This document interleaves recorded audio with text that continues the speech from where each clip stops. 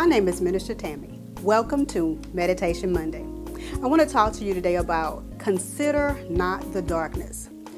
Genesis 1 verses 1 through 3 says, "In the beginning God created the heavens and the earth was without form and void, and darkness was upon the face of the deep, and the Spirit of God moved upon the face of the waters. And God said, Let there be light.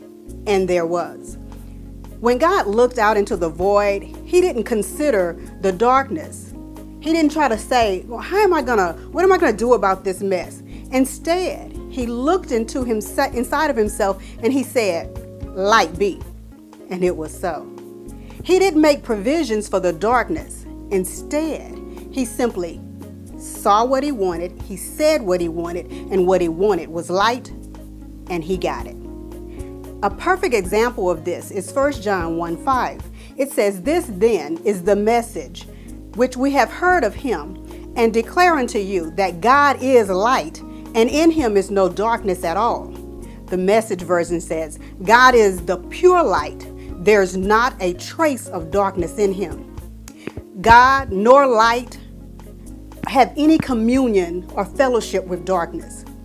There was no need to even consider the darkness. Darkness wasn't what God wanted.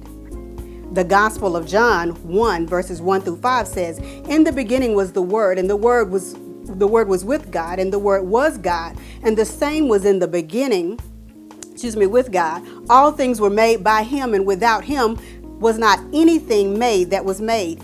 In Him was life, and the life was the light of men. And the light shineth in the darkness, and the darkness comprehended it not." The Message translation of verse 4 and 5 says, "What came into existence was life, and the life was the light to live by. The life light blazed out of the darkness, and the darkness couldn't put it out." Jesus, who is that light, He came to introduce the world into the Zoe kind of life, the abundance, the overflowing, full life. God spent no time considering the darkness. He didn't spend any time considering lack or insufficiencies in any way. He sees what He wants and He says what He wants. Darkness wasn't what He wanted. Romans 5:12 says that, "Wherefore, as by one man sin entered the world, and death passed upon all men, for all men have sinned." As bad as it looked, death upon all men, as bad as it was, God didn't sit around wondering how He was going to figure out or get us out of this mess. He made provisions for life and not death. Even though man was headed for eternal darkness or eternal death, God still didn't make provisions for death. He made provisions for life. That Zoe kind of life, full, abundant, overflowing for our physical and our spiritual need. John 10:10 says, "The thief cometh not but to steal and to kill and to destroy. But He says, I came that they may have life and have it more abundantly." The Amplified says, "I came that they may enjoy life and have it in abundance to the full till it overflows." God made no provisions for death. He made provisions for life. He didn't sit around and consider. He says he didn't even sit around considering sin and said, "How am I going to do this?" No, instead He said, I got an issue that I want love displayed into the earth.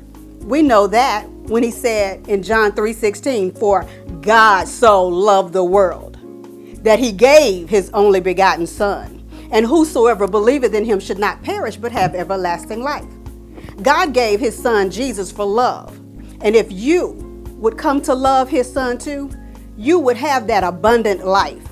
Now, what you'll need to do is consider not the darkness. Consider not your problems, your situations, your inadequacies, none of your circumstances. What you need to do is consider what God said, believe what God said, and say what He said, and watch as that life light, which is Jesus, shine up out of you, and the darkness will not be able to put you or that light out.